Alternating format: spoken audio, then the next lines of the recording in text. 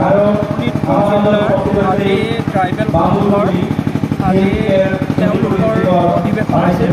এই অধিৱেশনত আজি সকলো ট্ৰাইবেল সংঘৰ বিষয়ববীয়া বিভিন্ন জনজাতীয় নেতা সকলোৱে ইয়াত উপস্থিত হৈছে। সকলোৰে এটাই লক্ষ্য যে জনজাতীয় সমাজখনক কেনেকৈ আৰু অধিক শক্তিশালী কৰিব পৰা যায়। তেওঁলোকৰ যিখিনি সমস্যা, মাটিৰ সমস্যা আছে, কেনেকৈ সেই মাটিৰ সমস্যাটো সমাধান কৰিব পাৰি।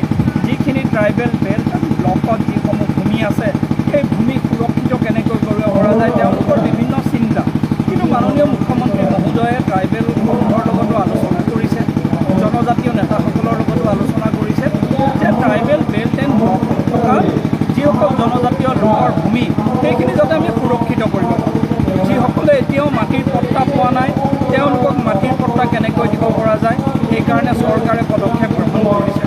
তাৰ উপৰিও কেনেকৈ ট্ৰাইবেল অধ্যুষিত অঞ্চলসমূহত শিক্ষাৰ প্ৰসাৰ কৰিব পৰা যায়, তাৰ কাৰণে চৰকাৰে চিন্তা কৰিছে। কেনেকৈ স্বাস্থ্য ভাল কৰিব পৰা যায়, তাৰে চিন্তা কৰাইছে। তাৰ উপৰিও কেনেকৈ বাট পথসমূহ সুন্দৰকৈ নিৰ্মাণ কৰিব পৰা যায় আৰু কেনেকৈ জনজাতীয় লোকসকলৰ সংস্কাৰ আৰু সংস্কৃতিক ধৰি ৰাখিব পৰা যায়।